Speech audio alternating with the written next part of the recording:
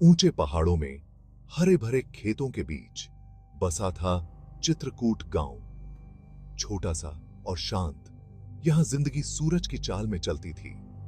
लेकिन चित्रकूट पर एक साया मंडराता था, एक डर जो हवा में फुसफुसाता था। गांव के किनारे पर पुराने बरगद के पेड़ों से घिरा हुआ एक कुआं था। कोई आम कुआं नहीं, बल्कि ऐसा कुआं जिसके बारे में कहा जाता था कि वह भूता है। गांव वाले अजीब और गरीब आवाजों के किस्से सुनाते थे जो उसकी गहराई से आती थीं।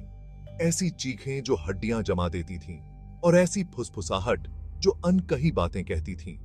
कुछ ने तो कसम खाकर कहा कि उन्होंने पेड़ों के बीच भूतिया आकृतियां देखी हैं, जिनकी आंखें भयानक रोशनी से चमक रही थीं। वह कुआं रहस्य की जगह था, जिससे उसके साये में रहने वाला हर कोई डरता था। बच्चों को चेतावनी दी जाती थी कि वे उसके पास कभी न जाएं, और बहादुर से बहादुर आदमी भी रात होने पर उससे दूर रहते थे। वह कुआं चित्रकूट की जिंदगी का हिस्सा बन गया था, एक खौफनाक याद दिलाता था कि कुछ राज दफन रहने के लिए ही ठीक है। 10 साल का रामू, जिसकी आंखों में शरारत झलकती थी, इन कहानियों को डर और कौतूहल के मिश्रण से सुनता था। वह एक जिज्ञासु लड़का था, हमेशा अपनी बहादुरी साबित करने को बेताब रहता था। भूतिया कुआं अपने रहस्य के साथ एक अजीब चुनौती बन गया।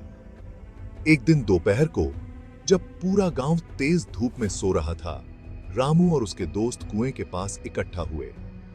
हवा में चमेली की खुशबू और झिंगुरों की आवाज भरी हुई थी।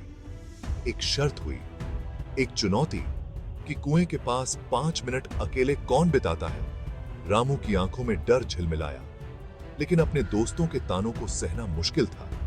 उसे अपनी बहादुरी साबित करनी थी। कांपते हाथों से उसने किरकिराता हुआ फाटक खोला और अंदर कदम रखा। हवा अचानक ठंडी हो गई, जिससे उसकी रीढ़ की हड्डी में सिहरन दौड़ गई। बरगद के पेड़ उसके ऊपर मंडरा रहे थे, उनकी शाखाएं टेढ़ी मेढ़ी उंगलियों की तरह मुड़ रही थीं। कुआं खुद बहुत पुराना था, जो काई से ढके पत्थरों से बना था। उसका मुंह किसी खतरनाक जानवर के जबड़े की तरह खुला हुआ था। उसकी गहराई अंधेरे में डूबी हुई थी। रामू ने एक गहरी सांस ली, अपने दिल की धड़कन को अनसुना करने की कोशिश कर रहा था। वह डर को खुद पर हावी नहीं होने देगा। उसने हर बीतते सेकंड को गिना। सिलेंस को सिर्फ पत्तों की सरसराहट और दूर कौओं की आवाज तोड़ रही थी। मिनट एक अनंत काल में बदल गए, क्योंकि वह खुद को संभालने के लिए संघर्ष कर रहा था। जैसे ही उसे लगा कि उसने अपने डर पर काबू पा लिया है, उसके कानों में एक हल्की सी आवाज आई। यह एक हल्की सी कराह थी। पहले तो मुश्किल से सुनाई दे रही थी, लेकिन धीरे धीरे तेज होती गई। रामू के भीतर दहशत फैल गई। उसकी रूह कांप गई, क्योंकि कराह एक खौफनाक चीख में बदल गई, जो उसके चारों ओर गूंज रही थी। वह घूम गया, आवाज के स्रोत को खोज रहा था, लेकिन वहां कुछ भी नहीं था। पेड़ हवा में हल्के से हिल रहे थे, उनकी परछाई जमीन पर खतरनाक रूप से नाच रही थीं। अचानक पेड़ों के नीचे अंधेरे से एक आकृति उभरी। वह लंबी और कंकाल जैसी थी।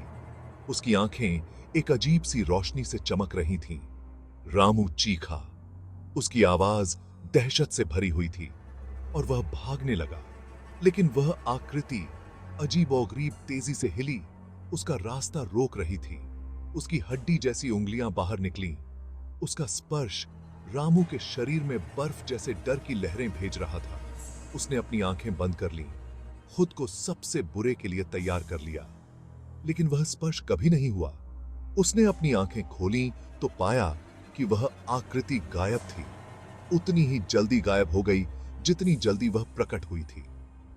डर से कांपते हुए रामू बगीचे से बाहर भागा, और जितनी तेजी से उसके पैर उसे ले जा सकते थे, उतनी तेजी से गांव की ओर दौड़ा। वह तब तक नहीं रुका जब तक वह अपने घर की सुरक्षा में नहीं पहुंच गया। उसकी छाती फूल रही थी, उसके कपड़े पसीने से भीगे हुए थे। उसने भूतिया कुएं की भयावहता का सामना किया था, और कहानी सुनाने के लिए जीवित रहा।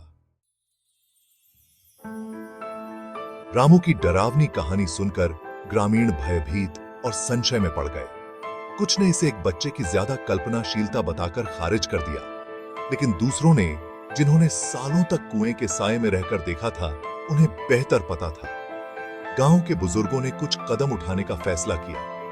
उन्होंने एक बुद्धिमान पुजारी से सलाह ली, जिन्होंने उन्हें कुएं को सील करने की सलाह दी। जो भी बुराई उसके भीतर छिपी हुई थी, उसे फंसा लिया। और इसलिए अबेटिमिस। अगले दिन ग्रामीण एक साथ आए। उनके चेहरे उदास थे, उनके दिल डर और दृढ़ संकल्प के मिश्रण से भरे हुए थे। वे पत्थर और गारा लाए और कांपते हाथों से उन्होंने कुएं के मुहाने को सील कर दिया। अंधेरे को चट्टान और मिट्टी के पहाड़ के नीचे दफन कर दिया।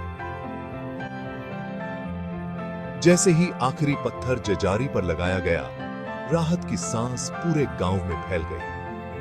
आतंक का राज खत्म हो गया था।